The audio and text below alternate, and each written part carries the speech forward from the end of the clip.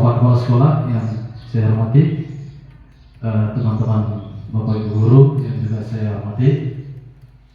Pada kesempatan ini saya ingin membagi pemahaman terkait dengan modul yang kami pelajari di calon guru penggerak angkatan 10, yang mana salah satunya di situ adalah berbagi pemahaman positif terkait dengan budaya positif. Jadi yang pertama, tujuan kita mempelajari atau tujuan saya berbagi pengalaman ini, yang pertama, di samping saya menyelesaikan tugas aksi nyata saya dalam modul ini, juga ingin berbagi ilmu atau pemahaman tentang budaya positif. Ya.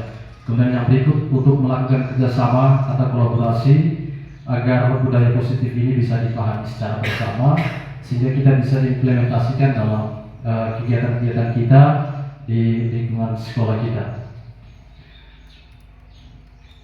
Nanti materi-materi yang akan disampaikan pada modul ini, yang pertama, kita harus memahami apa itu disiplin positif. Kemudian yang kedua, nilai-nilai kebajikan.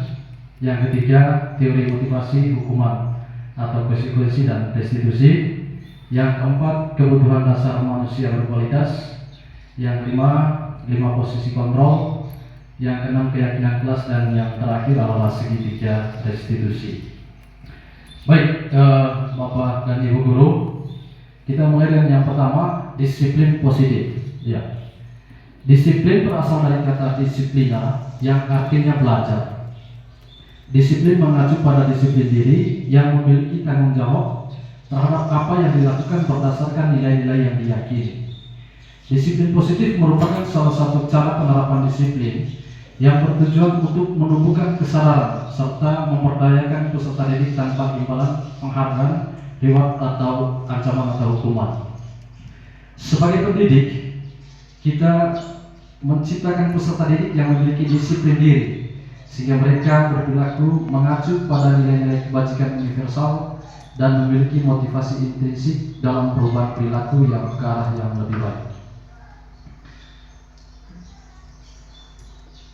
Ki Hajar Dewantara mengatakan bahwa di mana ada kemerdekaan, di situ harus ada disiplin yang kuat. Sungguh pun disiplin itu bersifat self-disiplin, yaitu kita sendiri yang mewajibkan kita dengan sekeras-kerasnya. Tetapi itu sama saja, sebab jikalau tidak cakap melakukan self-disiplin, wajiblah penguasa lain mendisiplinkan diri kita, dan peraturan demikian itulah harus ada di dalam suasana merdeka. Jadi disiplin itu harus berangkat dari dalam diri kita sendiri. Jadi sebelum kita mendisiplinkan orang lain, jadi yang paling utama adalah bahwa kita harus disiplinkan diri terlebih dahulu. Pelajar Pancasila, nilai kebajikannya beriman, bertakwa kepada Tuhan Yang Maha Esa, berakhlak mulia, berkepentingan global, gotong royong, mandiri, kreatif, dan bernalar kritis. Lalu yang kedua, Ibu Primayers, ya, nilai kebajikannya toleransi, rasa hormat, integritas, mandiri, menghargai, antusias, empati, keingintahuan, kreativitas, kerjasama, percaya diri, dan komitmen. Kemudian yang ketiga, nilai kebajikan yang ketiga itu keterampilan hidup atau life skill. Ya, nilai kebajikannya dapat dipercaya, lurus hati, pendengar yang aktif, tidak merendahkan orang lain, memberikan yang terbaik dari diri. Teori motivasi, hukuman, dan penghargaan, dan restitusi. Jadi motivasi perilaku manusia.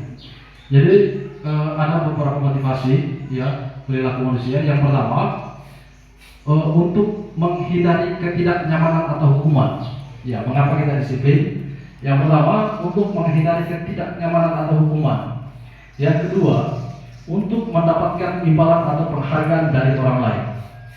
Dan yang ketiga, untuk menjadi yang mereka inginkan dan menghargai diri sendiri dengan nilai-nilai yang mereka percaya.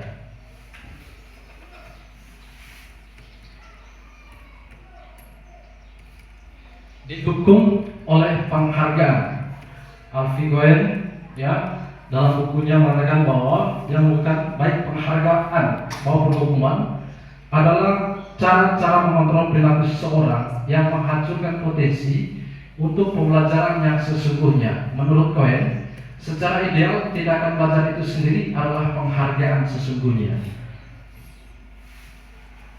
Jadi ada beberapa pengaruh ketika kita dihukum oleh penghargaan. Yang pertama, pengaruh jangka pendek dan jangka panjang.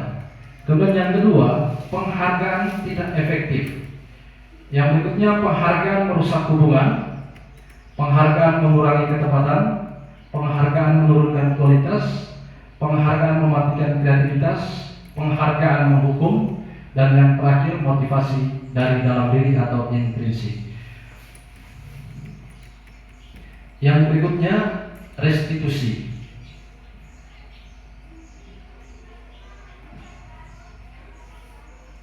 Restitusi adalah proses menciptakan kondisi bagi murid untuk memperbaiki kesalahan mereka, sehingga mereka bisa kembali pada kelompok mereka dengan karakter yang kuat. Restitusi juga adalah proses kolaboratif yang mengajarkan murid untuk mencari solusi untuk masalah dan membantu murid berpikir tentang orang seperti apa yang mereka inginkan dan bagaimana mereka harus memerlukan orang lain. Restitusi bukan untuk menebus kesalahan, namun untuk belajar dari kesalahan. Restitusi memperbaiki hubungan. Restitusi adalah tawaran, bukan paksaan. Restitusi menuntun untuk melihat ke dalam diri. Restitusi mencari kebutuhan dasar yang mendasari tindakan. Restitusi diri adalah cara yang baik. Restitusi fokus pada karakter, bukan tindakan. Restitusi menguatkan. Restitusi fokus pada solusi. Restitusi mengembalikan murid yang membuat salah pada kelompoknya. Yang berikut, kita masuk pada kebutuhan dasar manusia yang berkualitas. Jadi untuk materi ini kita sama-sama dengar dari video yang ditayangkan di slide.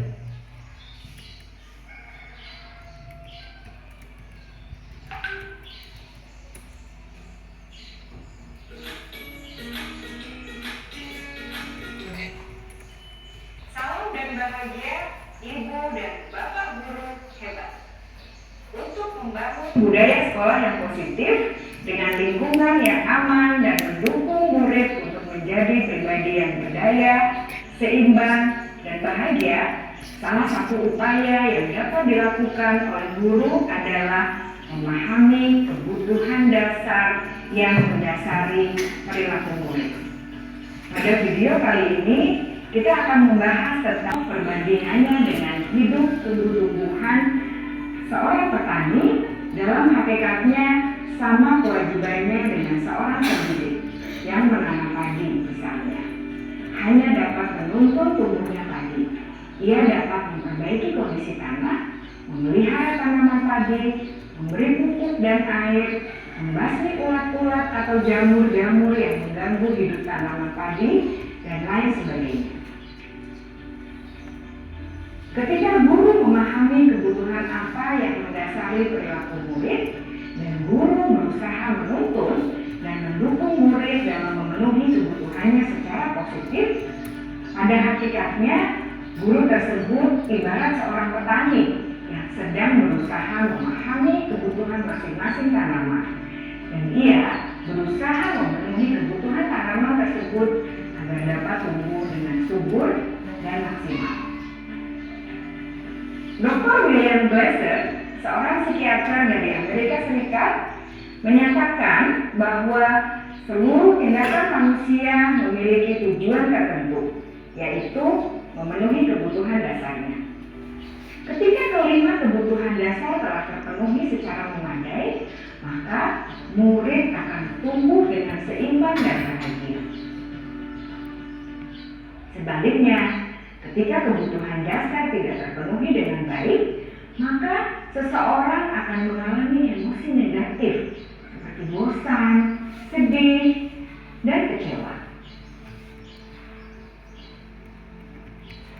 Bahkan mereka dapat melakukan perbuatan yang bertentangan dengan nilai-nilai kebajikan atau melanggar peraturan. Dengan kata lain, perilaku buruk seseorang biasanya adalah respons dari kebutuhan yang tidak terpenuhi.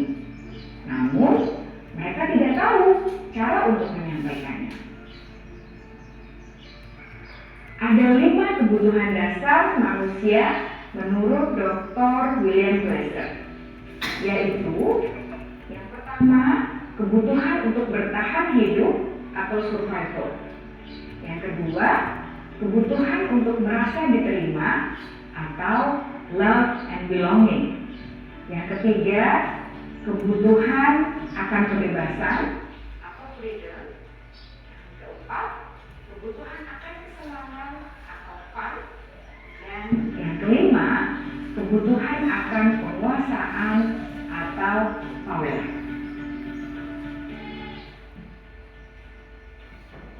Kebutuhan dasar yang pertama adalah kebutuhan yang bersifat fisiologis untuk bertahan hidup atau survival. Misalnya, kesehatan, rumah, dan makanan. Kebutuhan biologis sebagai bagian dari proses reproduksi, termasuk kebutuhan untuk tetap bertahan hidup. Kebutuhan untuk merasa aman juga termasuk dalam kebutuhan ini.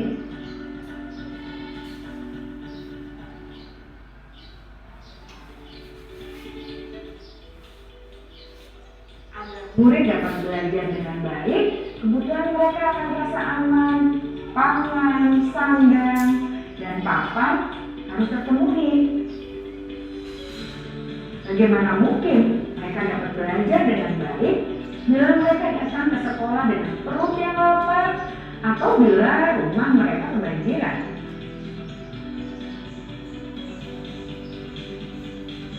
Setelah kita mengetahui kebutuhan pertama yang sebagian besar bersifat fisiologis, mari kita lihat kebutuhan kedua sampai kelima yang semuanya berhubungan dengan psikologis. Mari kita lihat kebutuhan yang kedua, yaitu kebutuhan akan perasaan diterima oleh kelompok atau komunitasnya, atau kebutuhan love and belonging. Kebutuhan ini meliputi keinginan untuk tetap terhubung dengan orang lain seperti teman, keluarga, teman kerja, dan kelompok di mana kita tergabung. Setiap murid ingin menjadi bagian yang berharga dari kelas dan juga sekolah. Mereka juga ingin diterima oleh orang lain dan kelompoknya. Bahkan, murid yang terlihat paling cuek pun jauh di dasar hatinya pasti ingin merasa diterima. Sebagai guru, seharusnya kita dapat menerima murid kita apa adanya, sesuai dengan kodratnya. Karena setiap murid adalah unik. Mereka memiliki kekuatannya masing-masing, sehingga guru seharusnya bisa menciptakan kesempatan untuk murid berkolaborasi dan memiliki ikatan emosi satu sama lain. Murid-murid yang memiliki kebutuhan yang besar untuk merasa diterima, biasanya mereka belajar karena suka pada gurunya, dan mereka juga suka bekerja dalam kelompok. Kebutuhan yang ketiga adalah kebutuhan akan kebebasan atau kebutuhan membuat pilihan. Murid harus diberi kesempatan untuk membuat pilihan dan bertanggung jawab atas pilihan yang mereka telah ambil. Memberi mereka kebebasan bukan berarti membiarkan mereka melakukan apa saja yang mereka mau, melainkan lebih memberi mereka kesempatan untuk membuat pilihan, menyuarakan pendapat mereka dengan percaya diri, dan memberi beri mereka kesempatan untuk mencoba hal-hal yang baru. Pembelajaran dengan metode yang beragam dan menarik juga akan memenuhi kebutuhan murid tentang kebebasan ini. Pembelajaran berdiferensiasi, di mana guru menyediakan beberapa jenis tugas yang bisa dipilih oleh murid sesuai minat mereka, sangat baik untuk mengembangkan murid menjadi lebih mandiri dan memiliki motivasi internal. Karena kebutuhan akan kebebasan pada dasarnya adalah kebutuhan untuk mandiri, memiliki otonomi, memiliki pilihan, dan mampu mengendalikan arah hidupnya sendiri.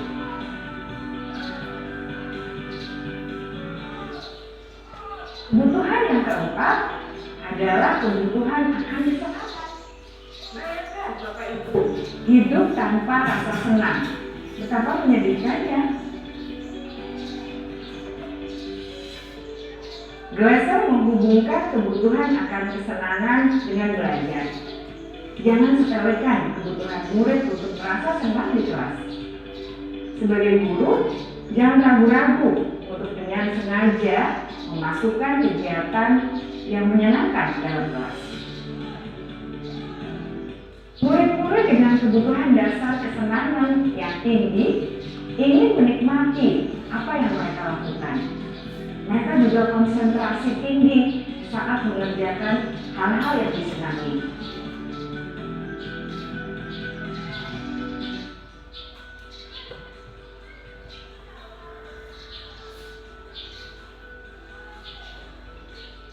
Kebutuhan yang kelima adalah kebutuhan akan penguasaan. Setiap murid memiliki kebutuhan untuk merasa kompeten, menjadi terampil, diakui pencapaian dan keterampilannya,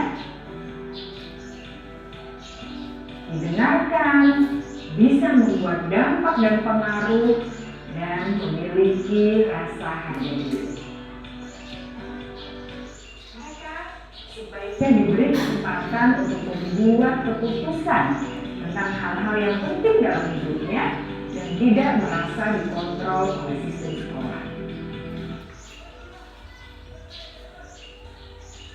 Pada murid yang telah menginjak usia remaja, seringkali mereka merasa tidak memegang kendali atas kehidupannya sendiri, karena guru kerap kali berpengaruh dalam mengambil keputusan. Murid-murid yang memiliki kebutuhan dasar akan penguasaan yang tinggi biasanya selalu ingin menjadi pemimpin. Mereka juga suka mengamati sebelum mencoba hal-hal yang baru. Mereka juga perfeksionis dan merasa kecewa bila melakukan kesalahan.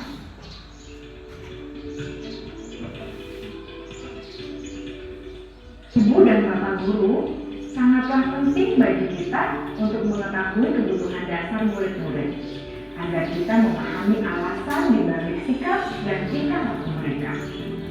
Bila murid berperilaku buruk atau melanggar peraturan, sehingga tindakannya tidak sesuai dengan nilai-nilai kebajikan, maka guru harus mencari tahu alasan yang mendasari tindakan tersebut dan kebutuhan apa yang belum terpenuhi.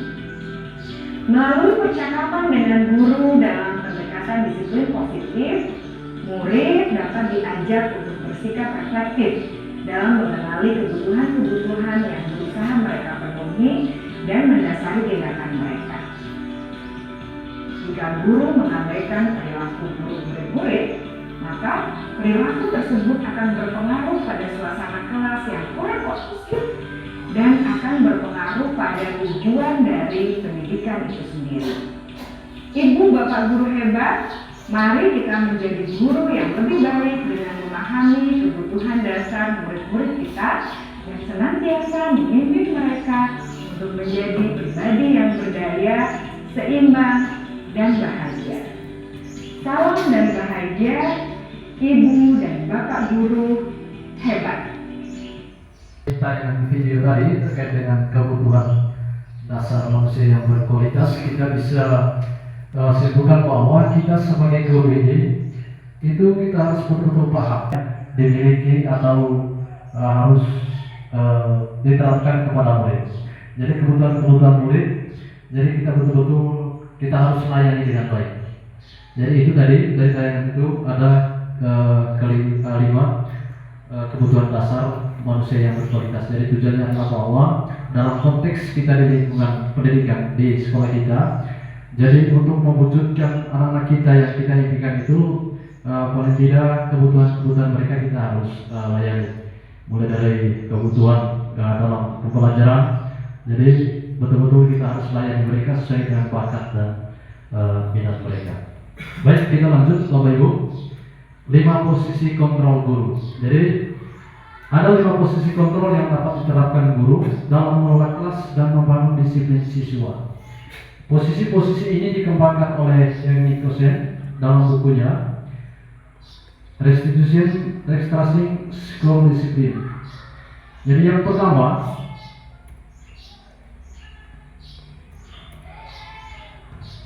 guru sebagai penghukum. Ya, guru sebagai penghukum. Aktivitas guru ya ketika dia menjadi penghukum itu adalah guru bertindak sebagai penegak aturan ya dengan memberikan konsekuensi langsung atas pelanggaran. Jadi di sini dalam kontrol guru sebagai penghukum, dia senantiasa menghardik, menunjuk-nunjuk dan menyindir murid. Ya, contoh kalimat ketika guru menjadi penghukum, patuhi aturan saya, atau awas, kamu selalu saja salah. Nanti saya suruh kamu berdiri menghadap matahari. Jadi fokusnya di sini dalam kontrol sebagai penghukum. Jadi hukuman kurang memperhatikan akar masalah siswa, sehingga hasilnya ini akan menghasilkan siswa yang menjadi pemberontak, pendendam, dan menyalahkan orang lain. Itu yang pertama. Posisi penghukum. Yang kedua, membuat rasa bersalah. Jadi aktivitas guru di sini, guru mengutamakan rasa bersalah, menggunakan rasa bersalah untuk mengontrol perilaku siswa. Ya, jadi di sini dalam bentuk ceramah menggunakan kekecewaan mendalam. Ya, contoh kalimatnya seperti ini. Kamu membuat saya kecewa. Bagaimana perasaan temanmu? Karena kamu tidak mengerjakan tugas. Apakah kamu tahu tidak? Ya, ini dapat menurunkan motivasi dan harga diri siswa. Sehingga hasilnya ketika kita menggunakan posisi kontrol membuat rasa bersalah, ini nanti siswa akan menyangkal dan berbohong, ya, dan lain-lain. Lalu yang berikut, yang ketiga, sebagai teman, ya, dalam posisi teman, guru membangun hubungan dekat dan bersahabat dengan siswa. Ya, contoh kalimatnya, saya mengerti kamu sedang kesal, tapi mari kita bicarakan baik-baik. Saya percaya kamu bisa menyelesaikan tugas ini. Ayo lakukan demi Bapak. Ya, jadi ini fungsi kontrol sebagai teman. Jadi fungsi kontrol ini dia membangun kepercayaan dan keterbukaan. Ya, membangun kepercayaan dan keterbukaan antara guru dan murid. Namun ini berisiko siswa menjadi terlalu tergantung pada guru. Jadi kalau kita nanti memperlakukan murid ya sebagai teman, ya memang baik adanya, tetapi nanti ini akan berisiko ya siswa menjadi tergantung pada gurunya. Ya. Lalu yang keempat ya sebagai pemantau. Jadi dalam kontrol ini guru fokus pada pengamatan dengan pencatatan perilaku siswa. Ya, contohnya menggunakan striker, slip catatan, daftar cek untuk memantau perilaku siswa.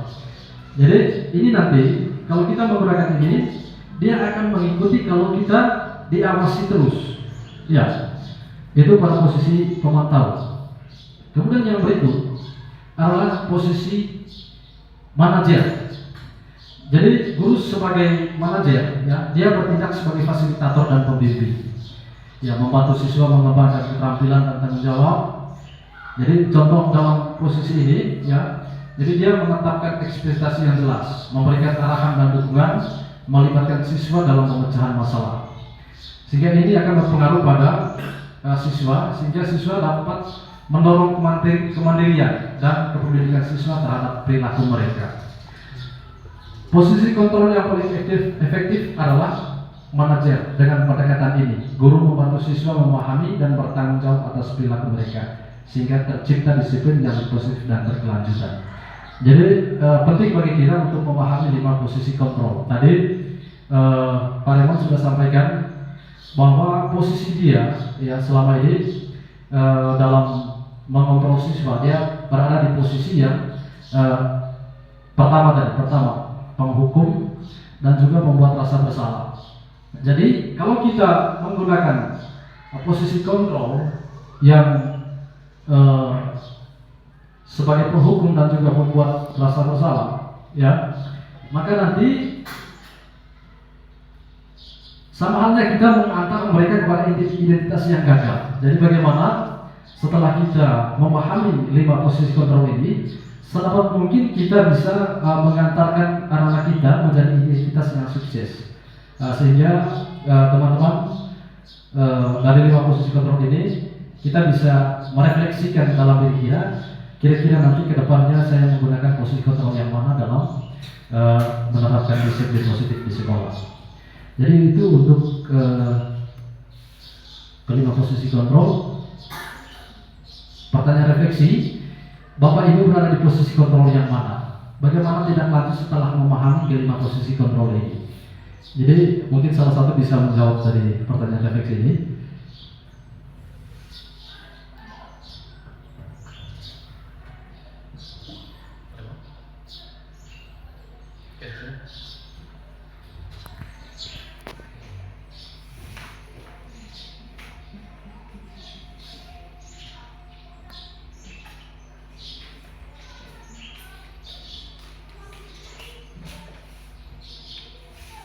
Baik, terima kasih. Saya akan merefleksi diri saya. Selama ini saya masih pakai kontrol yang pertama dan yang kedua. Yang pertama sebagai hukum, lalu yang kedua kadang sebagai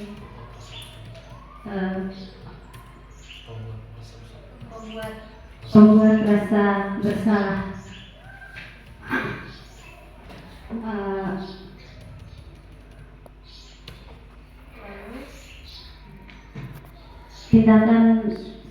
Tindakan yang mungkin akan saya lakukan ke depan, saya sedapat mungkin belajar mencoba untuk fungsi kontrol yang kelima sebagai manajer. Terima kasih. Ya, oke, baik, ya, terima kasih kepada Ibu Erin yang sudah merefleksikannya terkait dengan posisi atau penerapan disiplin positif dari posisi kontrol dia selama ini, dan dia menyadari bahwa selama ini dia masih menerapkan posisi kontrol yang pertama dan kedua, tetapi setelah mempelajari materi ini sedikitnya bisa nanti diterapkan untuk menggunakan posisi fungsi kontrol yang kelima, yaitu sebagai manajer.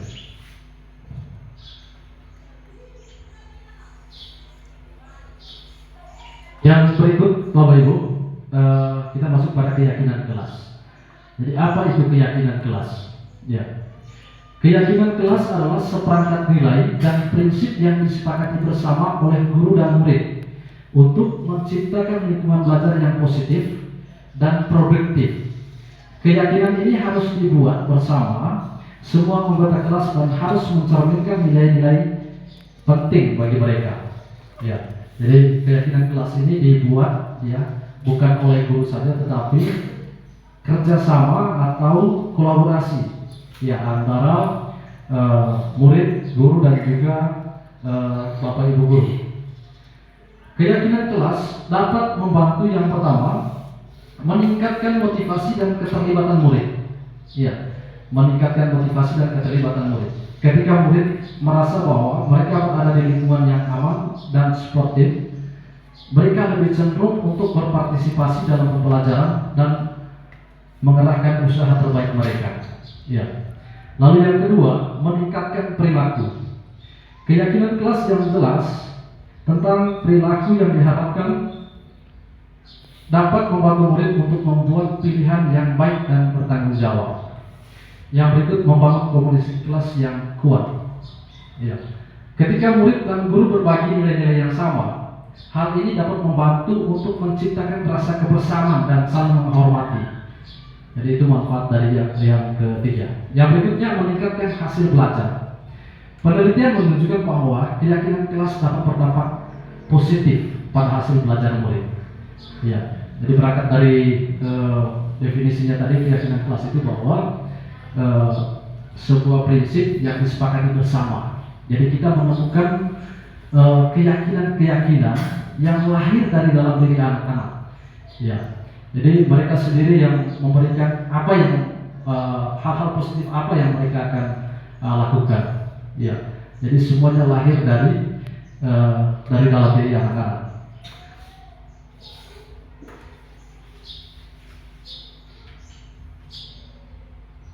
Berikut adalah beberapa langkah untuk membuat keyakinan kelas.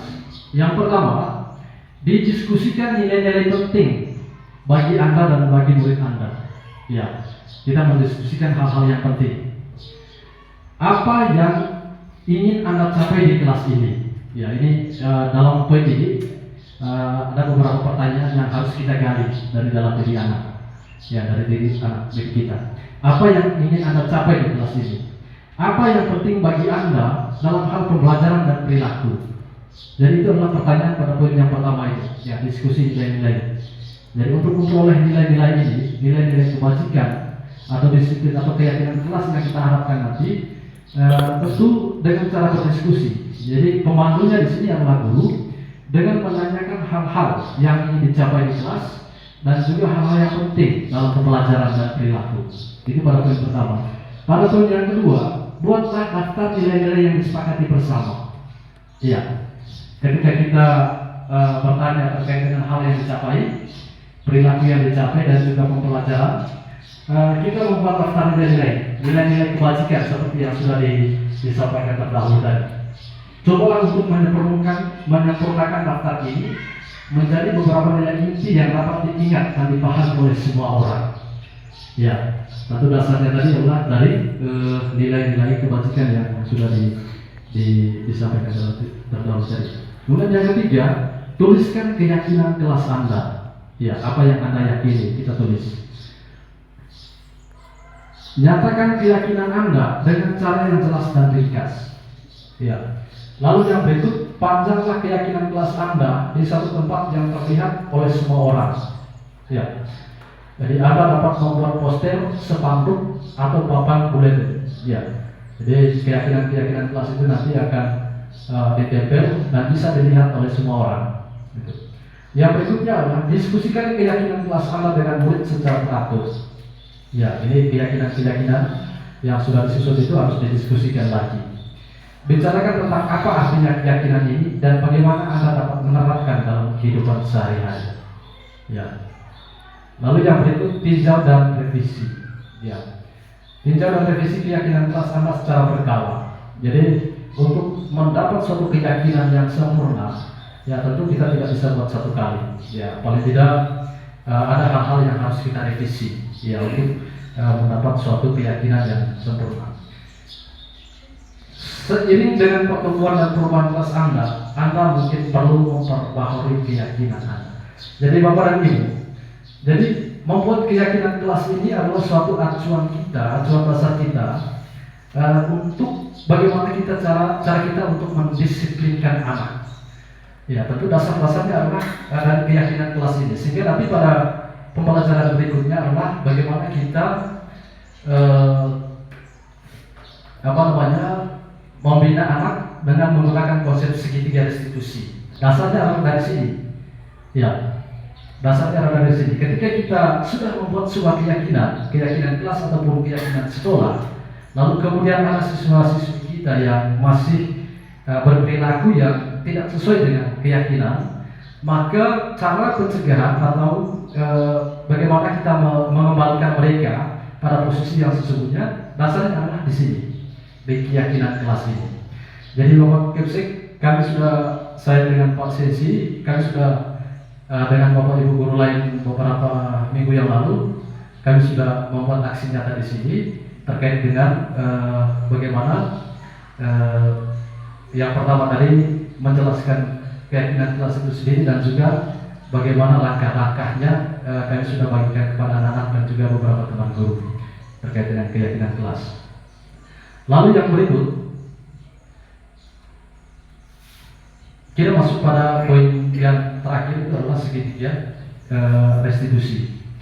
Jadi segitiga restitusi adalah sebuah pendekatan disiplin positif yang membantu murid untuk memperbaiki kesalahan mereka dan membangun hubungan-hubungan yang positif dengan orang lain. Ya, jadi di sini tugas kita adalah membantu murid untuk memperbaiki kesalahan mereka. Bagaimana caranya supaya kita tahu bahwa mereka ini bersalah? Tentu dasarnya tadi dari keyakinan kelas itu yang sudah kita buat. Bagaimana cara mendisiplinkan atau memperbaiki kesalahan siswa? Jadi di sini kita menggunakan konsep penyelesaian masalah menggunakan pendekatan segitiga restitusi. Dalam konsep penyelesaian masalah atau memperbaiki masalah menggunakan konsep segitiga restitusi ini. Yang pertama, menstabilkan identitas. Ya, menstabilkan identitas. Langkah pertama adalah membantu murid untuk merasa tenang dan aman.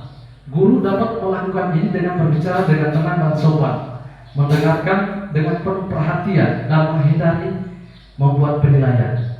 Ya, jadi bagaimana pada poin ini kita stabilkan identitas anak itu. Jadi jangan tiba-tiba kita langsung gertak atau dengan nada-nada yang tinggi. Jadi di sini posisi kita di sini bagaimana kita supaya anak itu keyakinan-keyakinan yang sudah dibahas itu nanti bisa mempengaruhi dia. Jadi tidak boleh langsung memvonis dia bahwa kamu salah. Begitu. Jadi di sini kita harus menstabilkan identitasnya dulu. Lalu yang kedua, validasi tindakan yang salah. Ya, langkah kedua adalah membantu murid untuk memahami mengapa tindakan mereka salah. Ya, memahami mengapa tindakan mereka salah. Guru dapat melakukan ini dengan menjelaskan dampak dari tindakan mereka pada orang lain. Itu di validasi tindakan salah. Jadi kemudian kita yang pertama di validasi tindakan yang salah ini mungkin kalimatnya adalah ketika dia berbuat salah lalu kemudian kita tanya, apakah sadar bahwa kamu itu salah? Apakah yang kamu lakukan itu tahu tidak bahwa itu merugikan orang lain? Ya, nanti dia sendiri bisa menemukan ya posisinya bahwa dia ini benar-benar melakukan sebuah kesalahan. Guru dapat melakukan ini dengan menjelaskan dampak dari tindakan mereka pada orang lain dan dengan mendiskusikan aturan dan ekspektasi yang telah dilanggar. Ya, menjelaskan ekspektasi yang dilanggar tentu masuk pada poin yang ketiga dengan bertanya, menanyakan keyakinan. Ya, anak-anak mungkin masih ingat keyakinan kelas yang kita sudah buat. Ya, nanti dia sendiri karena keyakinan kelas yang kita buat tadi berasal dari mereka, sehingga pasti dengan sendirinya dia bisa ingat. Oh iya, saya ingat. Ya, keyakinan kelas yang kita buat adalah ini. Bahwa kamu sadar tidak bahwa kamu telah melanggarkan itu. Ya, jadi itu masuk pada poin menanyakan keyakinan. Langkah ini membantu murid untuk mengembangkan keyakinan yang positif tentang diri mereka sendiri dan kemampuan mereka. Guru dapat melakukan ini dengan menanyakan pertanyaan-pertanyaan terbuka, mendorong refleksi diri, dan menambahkan kata-kata penyemangat. Ya, itu untuk pada poin yang ketiga. Jadi ini adalah konsep memperbaiki kesalahan anak menggunakan pendekatan segitiga restitusi. Yang pertama, nanti akan ditayangkan videonya bagaimana mengatasi murid dengan menggunakan pendekatan segitiga restitusi. Jadi manfaat dari segitiga restitusi, yang pertama membantu murid untuk memahami dan memperbaiki kesalahannya. Yang kedua, mendorong tanggung jawab dan akuntabilitas. Yang ketiga, membangun hubungan yang positif antara murid dan guru. Yang keempat, meningkatkan rasa percaya diri dan harga diri murid. Dan yang kelima, mencegah pengulangan perilaku yang tidak pantas. Ya, ketika dia meyakini bahwa dirinya bersalah dan dia membuat komitmen dengan dirinya, maka secara otomatis dia akan mengulangi lagi tindakan-tindakan yang melanggar keyakinan kelas. Penerapan segitiga restitusi. Segitiga restitusi dapat diterapkan dalam berbagai situasi, termasuk di kelas, di rumah, dan di komunitas. Berikut adalah beberapa contoh bagaimana segitiga restitusi dapat diterapkan. Yang pertama di kelas. Seorang guru dapat menggunakan segitiga restitusi untuk membantu murid yang telah mengganggu kelas. Ya, jadi saya yakin bahwa di dalam kegiatan pembelajaran kita, ya, pasti ada siswa-siswa yang berperilaku yang tidak disiplin. Jadi ketika kita menemukan persoalan-persoalan ini di kelas, kita bisa menggunakan konsep pendekatan segitiga restitusi. Guru dapat pertama-tama membantu murid untuk tenang, kemudian menjelaskan mengapa perilaku salah, dan akhirnya membantunya untuk membangun keyakinan yang positif tentang dirinya. Ya, jadi ini modelnya bentuknya segitiga restitusi. Ya, yang pertama ini menstabilkan identitas.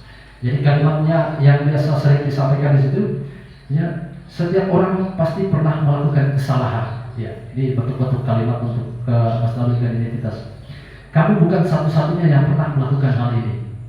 Ya, itu di menstabilkan identitas. Kemudian yang kedua, validasi kebutuhan. Kamu tentu punya alasan mengapa kamu melakukan hal itu.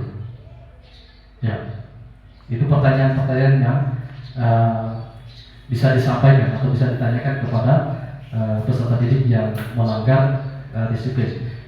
Adakah cara yang lebih efektif untuk mendapatkan apa yang kamu butuhkan? Ya, ini pertanyaan-pertanyaan refleksi yang harus ditanyakan kepada murid yang melakukan kesalahan tadi. Lalu kemudian yang ketiga, menanyakan keyakinan. Nilai-nilai apa yang telah kamu sepakati? Ya, dan tentu nilai-nilai ini adalah nilai-nilai yang diperoleh dari keyakinan kelas yang sudah disepakati terlebih dahulu. Kamu ingin menjadi orang yang seperti apa? Ya, nanti ini adalah pertanyaan-pertanyaan reflektif yang bisa membuka mereka untuk memberikan kesadaran, ya, kepada mereka, sehingga ini akan berpengaruh terhadap mental mereka. Tentunya mereka ketika kita menggunakan pendekatan segitiga restitusi ini, ya, nanti artinya secara psikologi, ya, pasti mereka merasa bahwa oh, ini betul-betul saya merasa bersalah dan berjanji dan berkomitmen terhadap dirinya untuk berubah. Jadi seperti ini videonya dari konsep pemecahan masalah menggunakan segitiga restitusi.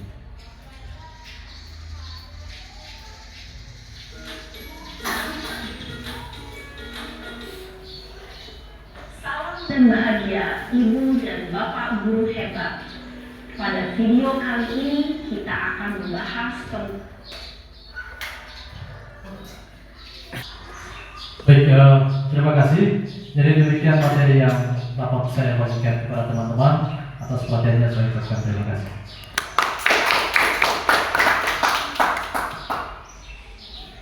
Setelah saya berikan kesempatan kepada Bapak Kipsi, mungkin ada penyampaian penguatan untuk kami. Oke, mungkin teman-teman ada yang mau bertanya? Kalau tidak ada, selanjutnya saya berikan kepada Bapak Kepala Sekolah untuk memberikan penguatan kepada kami. Silakan berikan.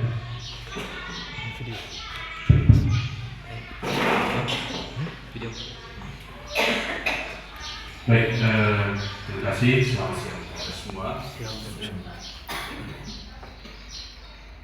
Pak Sesi dan juga Pak Yos selaku CGP yang ke-10. Terima kasih sudah melaksanakan kegiatan semacam ini. Berbagi pemahaman peristiwa terkait dengan topik budaya positif, disiplin positif sekolah. Saya kira ini topik yang cukup menarik, Bapak Ibu. Ya. Karena saya kira ini bersentuhan langsung dengan kenyataan kita di sekolah ini. Kalau kita amati secara bersama, memang kalau bahasanya kan masih jauh panggang dari api, ya. Tapi saya kira dengan paparan materi, berbagi pemahaman yang sudah dilakukan tadi oleh kedua teman kita, ini bisa menjadi acuan buat kita untuk kita bisa melakukan hal yang baru, hal yang baik di sekolah kita. Jadi apalah gunanya paparan materi ini kalau pada akhirnya itu tidak dibuat. Ya. Jadi menjadi tanggung jawab besar kita ke depan adalah kemudian bagaimana kita menerapkan tema ini. Ya, materi yang kita sudah dengarkan tadi, kita sudah diskusikan bersama dan sudah disajikan dengan rinci. Ya. Saya kira penyajiannya cukup simpel, apalagi dengan disajikan dengan video yang cukup menarik. Baik, saya kira untuk penerapan disiplin positif ini kita bisa mulai laksanakan di tahun pelajaran yang baru. Ya. Jadi syukur bahwa sudah dilakukan praktik baik untuk penyusunan keyakinan kelas ataupun keyakinan sekolah. Sehingga nanti pada saat JMP kita bisa laksanakan sesuatu poinnya ini. Ya. Yang pertama, mulai dari keyakinan sekolah dulu. Nanti setelah itu baru Bapak Ibu bisa merancang keyakinan kelas masing-masing. Penting. Jadi sekali lagi saya kepala sekolah menyampaikan terima kasih berlimpah untuk kesediaan dan juga ilmu yang sudah dibagikan oleh kedua teman kita ini. Jadi saya kira Bapak Ibu semakin sering kegiatan seperti ini dilakukan itu semakin bagus. Ya. Semua kita saya kira punya potensi, punya kapasitas yang luar biasa. Hanya kesempatan untuk berbaginya mungkin yang kurang selama ini. Ya. Baik, saya kira masih ada kesempatan lain lagi. Atau bagaimana? Hanya sebatas hari ini saja. Oh ya. Sehingga saya minta Bapak Ibu, semua guru itu wajib hadir, wajib kita ikuti. Di samping bahwa kita mendukung program dari kedua teman kita ini, tapi melalui kegiatan semacam ini, pemahaman dan wawasan kita bisa diperkaya, sehingga pada akhirnya nanti bisa berdampak positif buat lembaga pendidikan ini. Jadi sekali lagi terima kasih dan selamat siang.